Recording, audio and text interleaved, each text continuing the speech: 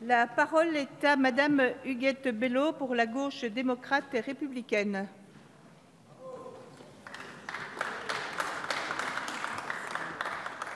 Madame la Présidente, Madame la Garde des Sceaux, mes chers collègues, depuis 1988, pas moins de 30 lois ont été adoptées visant à prévenir, à supprimer et à sanctionner les pratiques qui entachent la vie politique et défigurent la démocratie. Au cours de ces 4 dernières années, plusieurs structures ont vu le jour aux seules fins de renforcer l'articulation entre éthique et action publique. La Haute Autorité pour la transparence de la vie publique, le Parquet national financier, l'Agence française anticorruption, mais aussi de nouvelles règles déontologiques existent désormais pour répondre aux attentes légitimes des citoyens à l'égard de ceux qui les représentent. Pourtant, si l'on se réfère à l'abstention massive et inédite des 2 derniers scrutins ou encore à la perception des Français sur la corruption dans le monde politique, ces avancées réelles ne paraissent pas suffire à inverser le mouvement de défiance vis-à-vis des responsables publics et singulièrement des élus nationaux.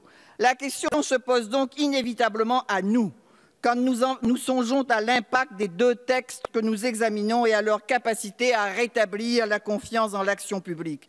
Si l'on en croit le président de la Haute Autorité pour la transparence de la vie publique, les mesures proposées s'inscrivent dans des filiations claires et le texte s'apparente à nouveau à une loi d'ajustement, surtout après la suppression de toutes les avancées proposées par les sénateurs. C'est pourquoi, si nous adhérons aux principes qui sous-tendent cette nouvelle réforme et si nous soutenons la volonté de renforcer les garanties de probité chez les élus, de mieux prévenir les conflits d'intérêts ou encore d'actualiser les règles de financement des partis politiques et des campagnes électorales, nous regrettons que les projets de loi n'intègrent pas ou plus la lutte contre l'influence des grands intérêts industriels ou financiers dans la vie publique. Ce texte est une occasion idéale pour en finir une fois pour toutes avec la pratique très décriée du pantouflage.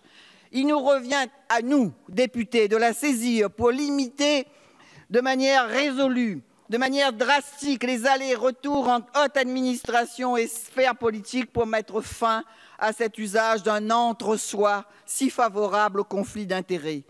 La crise de confiance atteint de tels sommets qu'elle interdit tout faux-semblant. Nous devons admettre que son ampleur est aussi le résultat de tant et tant de promesses non tenues, de chômage, de mal-logement, de précarité. Nul besoin d'être grand clair pour deviner la colère et la méfiance qui animent en ce moment ces dizaines de milliers de jeunes bacheliers dont l'entrée dans l'enseignement supérieur a été rendue aussi injustement chaotique. Et quand de surcroît, le gouvernement diminue les aides au logement, c'est quasiment une confiance aveugle qu'il demande aux millions de Français concernés. Par ailleurs, bien que la priorité soit évidemment aujourd'hui de sauvegarder le volume des contrats aidés, les modalités de gestion et d'attribution n'en demeurent pas moins critiquables et délétères pour la vie démocratique, surtout en situation de chômage massif comme à La Réunion. Je continue donc à plaider pour une plus grande transparence et pour la mise en place d'une sorte de pôle emploi solidaire. Vouloir retrouver la confiance de nos concitoyens en ignorant l'accroissement des inégalités et ses conséquences sur l'existence du plus grand nombre risque d'être un vœu pieux. Les écarts de rémunération, les licenciements boursiers sont à la limite du supportable pour la cohésion sociale, pour les investissements et pour la croissance elle-même. Là encore, il nous revient d'agir, par exemple en poursuivant ce que nous avons commencé à faire à la fin de l'année dernière pour limiter les onéreuses dérives de la défiscalisation des actions gratuites pour le budget de la nation.